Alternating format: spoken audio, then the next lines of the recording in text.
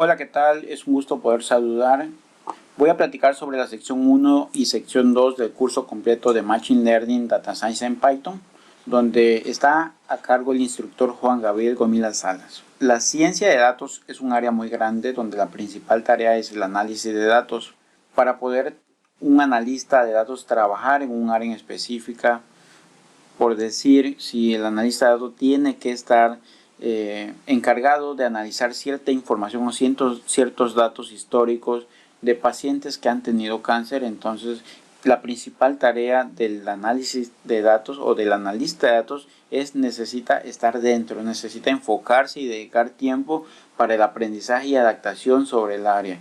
Entonces ahí el analista de datos debe de estar más que nada enfocado para ese aprendizaje. Se necesita acercar al experto para poder adquirir o indagar toda esa información que necesita para poder continuar su principal tarea, que es el análisis de datos históricos de pacientes con cáncer.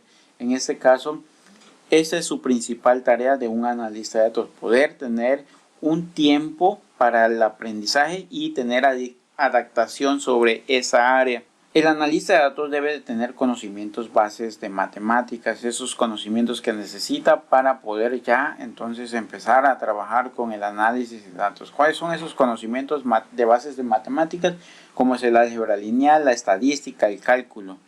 El analista de datos debe de conocer sin problema estos tres principios, estas tres bases de matemáticas. ¿Qué pasa si el analista de datos ya en su carrera profesional, en su carrera académica, ha tenido esos tres conocimientos, ya lo ha visto, pero pues ya tiene mucho tiempo que no se relaciona con ellos? Entonces se recomienda rápidamente tener algo que ver con la estadística descriptiva, donde pueda desenterrar todas esas ideas que ya tiene, porque ya el conocimiento adquirido pues ahí queda, pero se necesita para el momento que se vaya a trabajar o a utilizar, entonces se necesita desenterrar esas ideas para posteriormente continuar.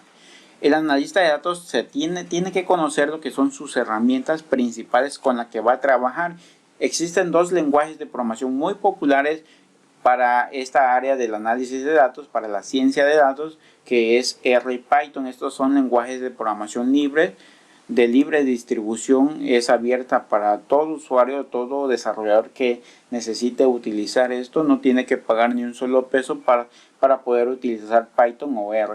En este caso, nuestro curso está enfocado sobre el análisis de datos en Python. El analista de datos debe de conocer cuáles son las alternativas que tiene para poder trabajar, y una de las herramientas muy utilizadas sobre el análisis de datos con Python es Anaconda, que también Anaconda podemos trabajar con R de igual manera, pero Python es el fuerte de Anaconda, y entonces existen lo que son las posibilidades de poder trabajar ya sea con script directo, puro código de Python, y poder hacer el código que necesitamos y ejecutarlo para hacer dichas tareas, o también tenemos la posibilidad de hacer lo que son notebooks, que son más que nada son scripts, son plantillas donde nosotros podemos incluir lo que ya es nuestros reportes, nuestro análisis que estamos haciendo sobre algún dataset o algún conjunto de datos que estamos analizando, y de la misma manera podemos incluir, aparte del análisis, podemos incluir el código que hace ciertas tareas, que hace alguna tabla, hace lo que es un gráfico, entre más cosas, y de la misma manera nos muestra lo que es nuestro reporte, nuestro análisis, el código que estamos utilizando y el resultado que estamos obteniendo a través del código. Esto lo podemos hacer, las llamadas notebooks, lo podemos hacer con esta herramienta de Anaconda. Entonces hay que tener en cuenta para poder utilizar lo que es este software, ya que bajo él se instala lo que es una versión de Python. Entonces aquí hay que tener cuidado, porque Python es un software libre, un lenguaje de programación donde hay diferentes desarrolladores trabajando sobre él, y estos están día a día trabajando sin fines de lucro para poder sacar nuevas versiones ya sea de Python o las nuevas versiones de los paquetes que se necesitan para trabajar en nuestro análisis de datos. Entonces aquí hay que tener un poco en cuenta las versiones que estamos utilizando para poderla asociar con los paquetes que también vamos a utilizar dentro de nuestro desarrollo. Adicionalmente, la herramienta Anaconda se debe incluir o se debe instalar lo que es un sistema de gestión de paquetes. Existen 3 sistemas operativos muy populares o muy utilizados hoy en día para todo análisis de datos, que es el Linux, que es el Mac o es el Windows, un poco más utilizado. Pero aquí hay que tomar en cuenta, si eres usuario de Linux, sin problema puedes instalar estas 2 herramientas. Si eres usuario de Mac, sin problema de la misma manera. Pero aquí hay que tomar en cuenta que Anaconda descarga, se trae consigo lo que es una versión de Python, y Mac tiene por defecto instalado una versión de Python, ya que Mac necesita de Python para hacer dichas tareas. Entonces, cuando se descarga Anaconda, entonces hay que tomar en cuenta sobre qué vamos a instalar nuestro sistema de gestión de paquete. Ahora, si eres usuario de Windows, se necesita instalar primero Anaconda para posteriormente instalar lo que es el sistema de gestión de paquete. Todo código que vayamos a utilizar, o si tenemos la necesidad de instalar lo que es un paquete necesario para, yo que sé, leer lo que es un archivo de un dataset CSV en nuestro código Python, necesitamos analizar, extraer todos esos datos para poderlo visualizar. Entonces, si vamos a instalar un paquete que nos facilita el poder importar esos datos, entonces vamos a necesitar primero tener instalado Anaconda en este orden. Anaconda, posteriormente utilizar la terminal, el prompt de Anaconda, para instalar lo que es el sistema de gestión de paquetes, y posteriormente instalar lo que es nuestro paquete. No podemos instalar lo que es nuestro sistema de gestión de paquete desde la terminal de Windows, porque nos va a surgir algún error, o más que nada es un error muy común que suele pasar, y entonces ahí el analista de datos estaría sobre un problema de orden de instalación de sus herramientas. Entonces, primero debe de ser lo que es Anaconda, posteriormente sobre Anaconda, sobre la prompt, sobre la terminal de Anaconda, instalar lo que es el sistema de gestión de paquete, y posteriormente instalar los paquetes que él vaya a utilizar. Pip y Pip3 son el sistema de gestión de paquetes más utilizados aquí en Python, y entonces tiene lo que es una sintaxis ya predeterminada para poder instalar, actualizar o desinstalar paquetes, como es el comando pip, o sea, pip o pip3, la palabra install y el nombre del paquete. De la misma manera, hay diferentes líneas de comandos que podemos utilizar con este sistema de gestión para poder hacer otras tareas. Existen alternativas para poder utilizar tareas o para hacer tareas del análisis de datos. Sabemos bien que todo lo anteriormente son herramientas locales, herramientas que tenemos que descargar un archivo para poder instalarlo de manera local en nuestra computadora. Entonces existe también lo que es o son herramientas online, herramientas en línea que nos permiten hacer o nos ahorran este trabajo de poder hacer instalaciones, como lo es el Google Colab, el cual permite escribir y ejecutar código arbitrario de Python en el navegador. Básicamente es una página web donde nosotros podemos acceder y empezar a trabajar directamente con Python sin tener que descargar algún controlador, sin tener que descargar algún archivo, nada de eso. Nosotros, teniendo solamente una cuenta de Google, podemos acceder a esta herramienta de Google Colab, el cual la principal tarea es trabajar con las notebooks, que es las que les menciono, donde podemos incluir lo que es nuestro análisis, nuestros reportes de cualquier cosa que estemos utilizando, y podemos incluir el código que vayamos a utilizar. De hecho, esta presentación está hecha con Google Colab, ya que es una herramienta online que nos permite acceder directamente, o sea, empezar a trabajar ya con Python sin tener que estarle jugando, instalando dichos paquetes, cosas así. Este script está corriendo sobre un servidor alojado en otro lado que no es mi máquina. El procesador, la memoria RAM, el nivel de procesamiento que estoy utilizando para hacer esta tarea es de otro servidor, no es el de mi máquina. Por eso a través de una página web puedo hacer eso o puedo hacer esas tareas. Para hacer un análisis muy rápido, entonces o hacer mis pruebas, entonces Google Colab es una de las opciones, una de las alternativas para dichos analistas de datos y así poder ahorrar tiempo en la creación o instalación de herramientas locales. ¿Qué pasa si nosotros queremos utilizar la herramienta online de Colab? Sabemos bien que para instalar paquetes necesitamos una terminal. ¿Cómo lo hacemos si esto es una página web? Entonces, como bien mencioné, aquí podemos incluir texto, el análisis que nosotros queramos, videos, imágenes, etcétera. Pero también podemos incluir el código directamente. Aquí podemos ver un cuadro donde podemos insertar código. Sabemos bien que estamos trabajando directamente con Python, pero aquí si yo le indico atrás, antes de poder escribir lo que es la palabra pic3 install y el nombre del paquete, si le digo que con este símbolo le estoy indicando que quiero, en lugar de utilizar lo que es un interpretador de Python, quiero utilizar la línea de comando de Colab. En este caso lo puedo hacer con este símbolo y automáticamente Colab me está interpretando que estoy escribiendo una línea que corre sobre una terminal.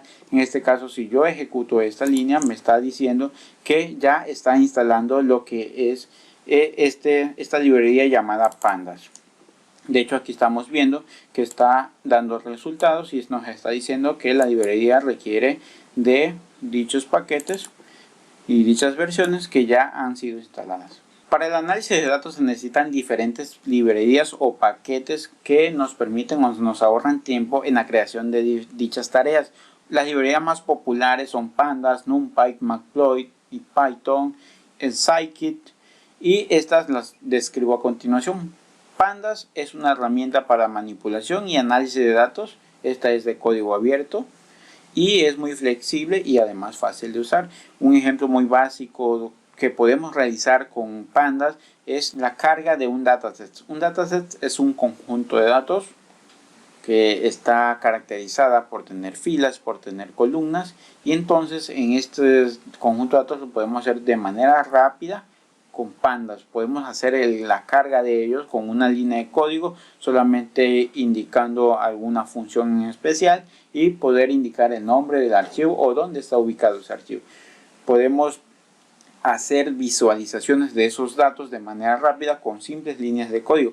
Pandas nos ayuda, nos facilita para hacer dichas tareas. NumPy trabaja más que nada con números, entonces él es el encargado de poder trabajar con esas matrices grandes, matrices multidimensionales y matrices enmascaradas que tenemos. En este caso, si tenemos una tabla de registros, tenemos filas y tenemos columnas, y ahí estamos trabajando con una matriz muy grande que podemos trabajar o que tenemos que manipular. En este caso, si tenemos una matriz donde tenemos ciertos números, como lo ves en la imagen. Esta es una imagen que está incrustada en esta presentación y queremos acceder, supongamos aquí en esta línea, queremos acceder al elemento 3 y 4. NumPy nos facilita esta tarea y podemos acceder directamente al elemento con el número 3 y el número 4. Y así de diferentes formas podemos trabajar con NumPy. Ahora, Matplotlib es una herramienta muy importante y muy utilizada al momento de presentar lo que son nuestros reportes. Si tenemos que hacer el análisis de datos y presentar el reporte ante la empresa, ante el especialista con el que estamos trabajando, necesitamos hacerle ese reporte, pero también no solamente tenemos que incluir letras, código y demás cosas que posiblemente ya el especialista ya no entienda, porque si está ocupando un analista de datos que está encargado de hacer lo que es el trabajo codificable. Entonces el experto, por decir, si estamos trabajando con un experto en salud, entonces no tiene que conocer esa parte, sino vamos a darle lo que es algo más visual. Matplotlib es una librería, un paquete enfocado en facilitar lo que es la creación de gráficos, ya sea gráficos histogramas, de dispersión, gráficos de cajas, gráfico de barras, entre muchos gráficos que podemos incluir en nuestros reportes que vayamos a utilizar. Matplotlib es esta librería enfocada en este trabajo. Y Python es la herramienta interactiva que hace que tenga funcionalidades en modo interactivo Python y lo que nosotros queramos presentar. En este caso son las famosas notebooks que hacemos para presentar lo que son nuestros reportes, ya sea si incluimos gráficos, incluimos textos, incluimos las tablas, las gráficas, incluimos el código que nosotros estamos utilizando para poder generar nuestros modelos. Bien, eso sí Python. Y por último tenemos una herramienta llamada InsightKit, que esa herramienta más que nada se utiliza para el análisis predictivo de los datos, para poder tener un acceso más rápido a lo que son los modelos que ya vienen integrados sobre él, sobre clasificación, el clustering, la regresión, entre otras más funciones que tiene esta librería. Estas son una de las principales librerías que todo analista de datos debe de conocer y debe de saber que existen ya para poder facilitar el trabajo al momento de llegar a trabajar con un dataset. Para poder trabajar con estos paquetes se necesita hacer una instalación, y es la que se encarga de gestión de paquetes. Aquí tenemos la línea de código que podemos incluir en la terminal para poder instalarlo. Adicionalmente, para poder utilizarlo desde nuestro código de Python, ya siendo Python puro, tenemos que hacer una importación para poder trabajar con sus funciones que nos ofrezca la librería. Aquí tengo un ejemplo, o aquí tengo el código real que se utiliza para hacer la importación. Esto es lo padre de Colab o de las notebooks, que nos permiten hacer la redacción de lo que queremos y de lo que queremos presentar y lo que es el código. En este caso estoy indicando que aquí voy a incluir el código que importa lo que son los paquetes, es decir, aquí tenemos el import pandas y estamos asignando lo que es un alias para posteriormente, cuando vaya a utilizar funciones de pandas, solamente hacer el llamado a través del alias pd. Y en este caso la versión de pandas. Y así se hace con las librerías que vayamos a utilizar para poder trabajar.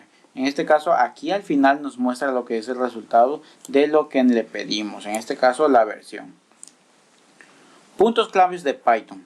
Estos puntos claves que tenemos que conocer como analista de datos es que Python tiene diferentes desarrolladores tras de él, trabajando sin fines de lucro, que están día a día desarrollando lo que son nuevas herramientas, nuevas versiones de los paquetes, incluyendo lo que son nuevos parámetros o quitando parámetros que no necesitan ciertos paquetes, incluyendo ciertas funciones que les hace falta a los paquetes, o entre más cosas que se pueden realizar. Entonces aquí hay que tomar en cuenta, un ejemplo muy claro es Python en su versión 2 y la versión 3. Aquí tenemos en cuenta que en su versión 2 podíamos hacer ciertas tareas sin tener que escribir código de más. Ahora en Python 3 tenemos que hacer otras cosas o tenemos que incluir ciertos símbolos para que pueda funcionar código. Es decir, aquí hay un ejemplo muy sencillo, el print hola mundo, que comúnmente se utiliza cuando estamos o se hace cuando estamos iniciando en algún lenguaje de programación o un nuevo lenguaje de programación.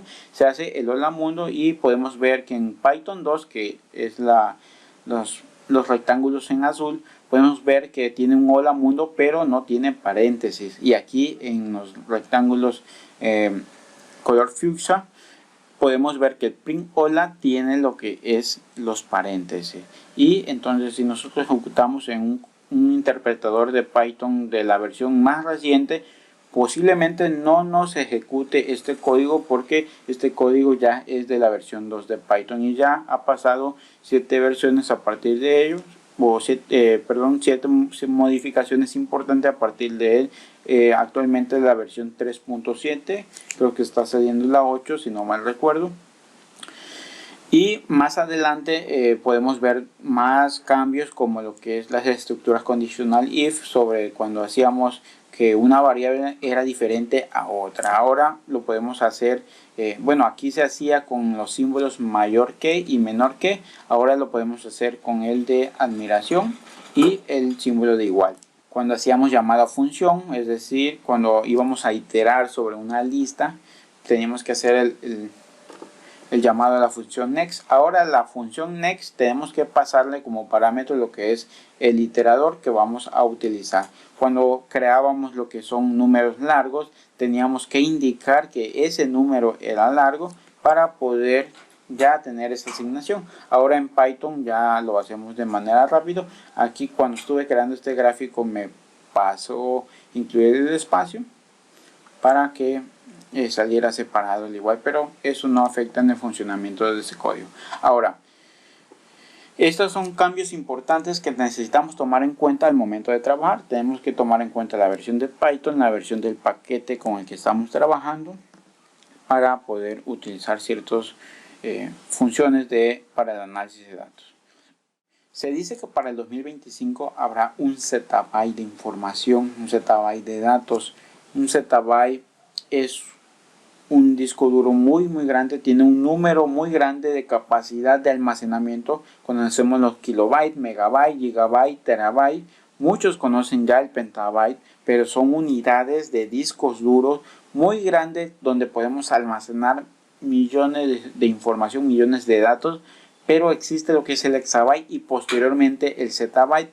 El zettabyte está representado, o más que nada equivale a 10 a la 21 bytes. Si nosotros hacemos esa evaluación de 10 a la 21, es un número muy grande, muy inmenso, donde no podemos ni siquiera imaginar cuánta información podemos almacenar. Entonces se dice que para el 2025 habrá esa cantidad en un día de trabajo. Esto quiere decir que la información es muy representativa y entonces el dato que tenemos será el petróleo del mañana, ya que con él tenemos que trabajar para poder sacar cierta información, ya que a través de un dato podemos sacar predicciones, qué es lo que va a pasar, qué es lo que ocurre si hago ciertas acciones sobre una venta.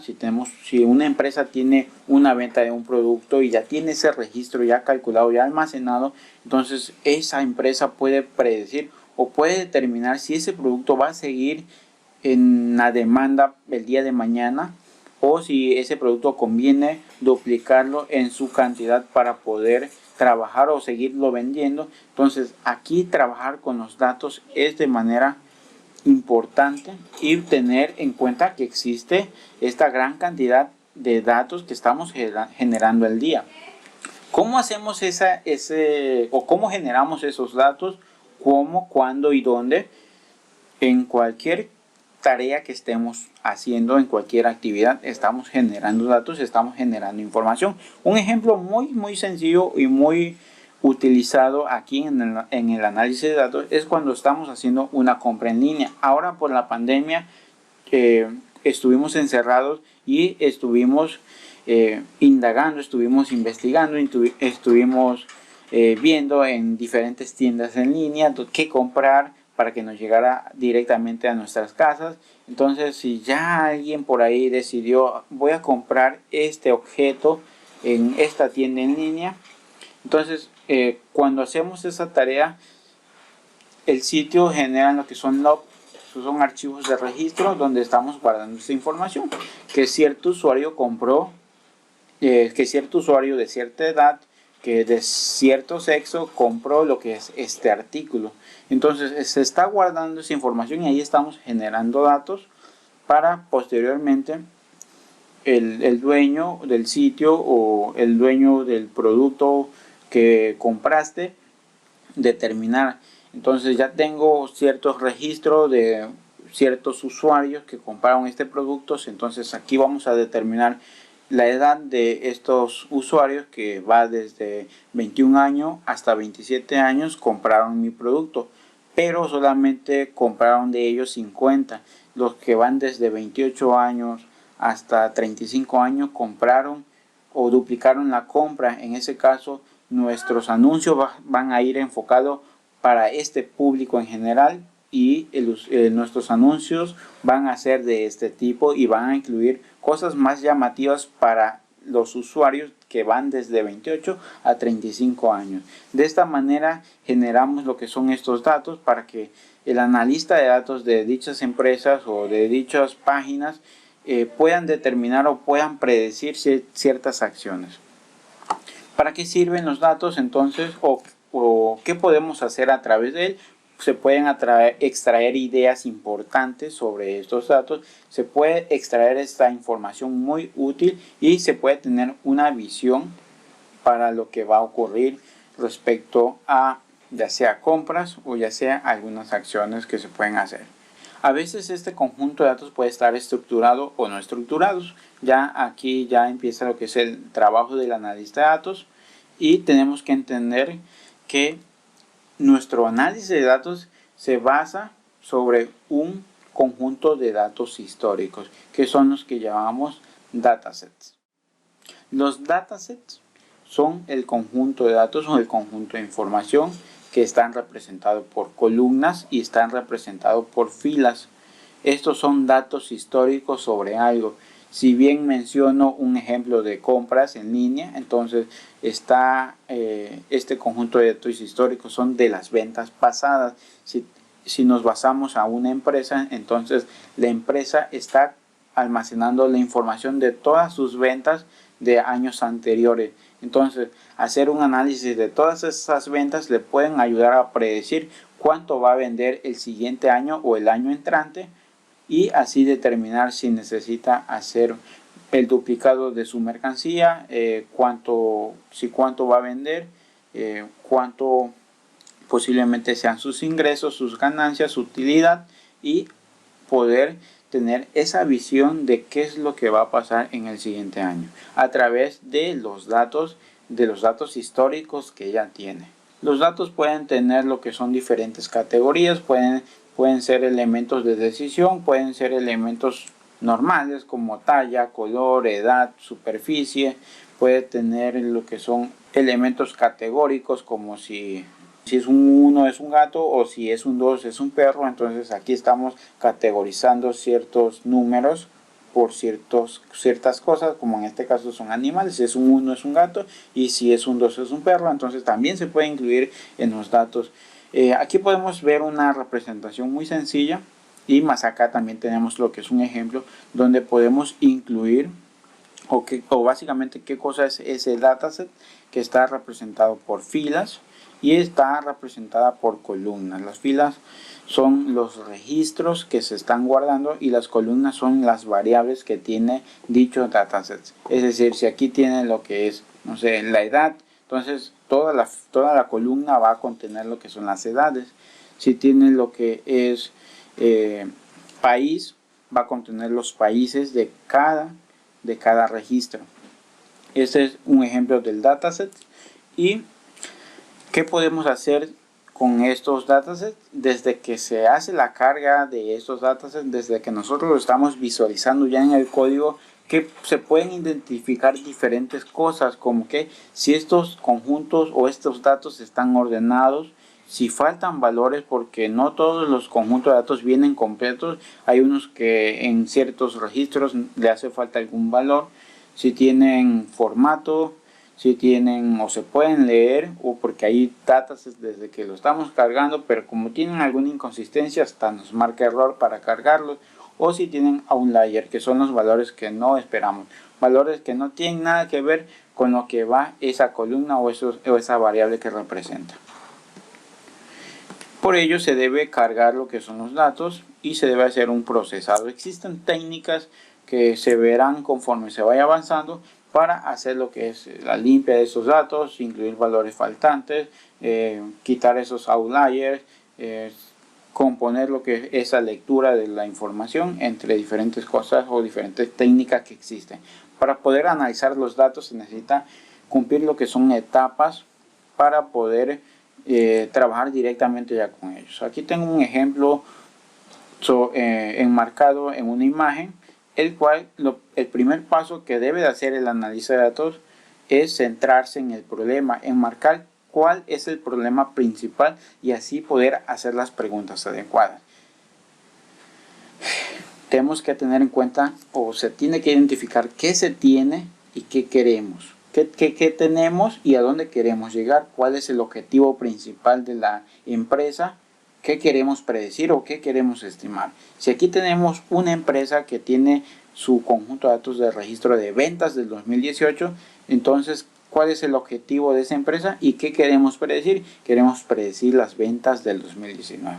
Entonces, a grandes rasgos, ya en nuestro primer paso tenemos ya identificado cuál es el problema, pero qué cosa queremos predecir o qué queremos llegar para el siguiente paso, ¿no?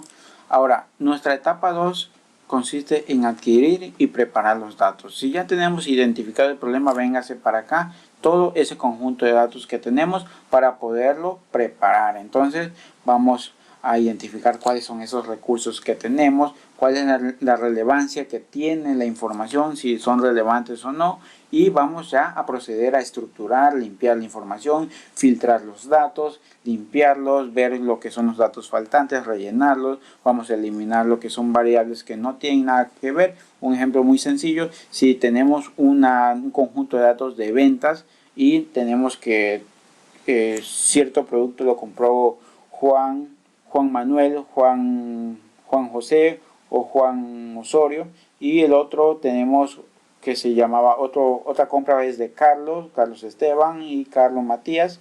Entonces yo considero ahí que vamos a eliminar la variable o todo ese registro de los nombres, ya que no tiene nada que ver el nombre que haya comprado lo que es un producto de belleza, supongamos, ¿no? Si no podemos estimar que todos los que se llaman Juan compraron este producto de belleza porque se llaman Juan. Entonces ya aquí como que el nombre no tiene nada que ver, se centra como si fuera un dato irrelevante a la compra de un producto. La etapa 3 consiste en lo que es explorar esos datos, ya tener esa idea, ya tenemos los datos cargados, vamos a explorar lo que podemos hacer. Tenemos que tener en cuenta que existen estas herramientas que nos ayudan a hacer esta etapa muy fácil, como son los gráficos. Vamos a explorarlo con un modelo, cuál es el algoritmo innovador que voy a utilizar. Tenemos que identificar esa parte. Vamos a identificar en dichos gráficos posibles tendencias, correlaciones o patrones. Hay que tomar en cuenta que la correlación es una medida estadística que expresa hasta qué punto dos variables están relacionadas linealmente. Aquí tenemos un ejemplo en una imagen sobre lo que son las visitas a las redes sociales más utilizadas hoy en día. Esta imagen representa en porcentaje cuál es la red social más utilizada. Vemos que Facebook y WhatsApp toman esa delantera. Facebook con un 98% y WhatsApp con el 91%. Si tenemos un conjunto de registro, un conjunto de información en una tabla, se nos haría un poquito más complicado poder determinar que Facebook es el que más porcentajes de visitas tiene, pero a través de este tipo de gráfico podemos identificar fácilmente que Instagram es una red social que casi no tiene mucha visita, que casi los usuarios no la usan, que solamente ese 49% la usan, pero Facebook es la más utilizada. Este es un ejemplo muy rápido de qué es lo que podemos explorar con los datos que tengamos. La etapa número 4 consiste en modelizar y evaluar los datos. Aquí ya tenemos que trabajar con nuestro modelo, con nuestros modelos que vamos a hacer para lo que es predecir alguna acción, algún trabajo. Tenemos que empezar con la preparación de los datos, tenemos que hacerle lo que es el test al modelo, tenemos que entrenarlo, tenemos que prepararlo, tenemos que probarlo para poder llegar a eso, a lo que es nuestra predicción. Entonces, este proceso es el principal que podemos utilizar. Nuestra etapa número 5 es muy fácil, que es a lo que queremos llegar, que es presentar el objetivo que teníamos, comunicar los resultados y las propuestas de predicción que teníamos. ¿Qué resultados obtienen? ¿Qué se aprendió sobre ello? ¿Cuáles resultados tienen sentido? Porque podemos tener resultados que realmente ni sentido tienen haberlos encontrado. En ese caso también hay que tomar en cuenta si tuvo sentido lo que encontramos, porque si no, no nos funciona y entonces empezamos por otro lado. Esa es nuestra etapa número 5, que se resume en comunicar los resultados.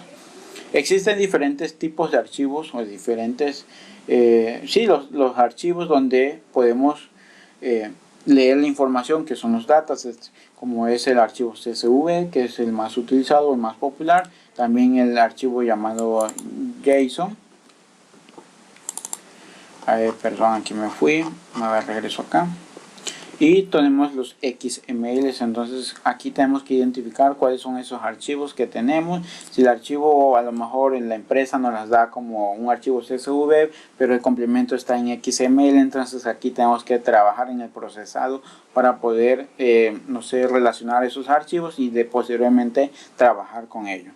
Ahora, los procesos generales que se deben realizar en la ciencia de datos son la recolecta de información, la limpieza, la transformación, visualizar, modelar y analizar, recolectar la información, como bien mencionamos, cuáles son esos datos históricos que tienes para que yo trabaje, vamos a limpiar esos datos, vamos a filtrarlos, vamos a transformarlos y vamos a visualizar esa información a ver qué nos da de primera instancia cuando los mandamos a visualizar a través de un gráfico.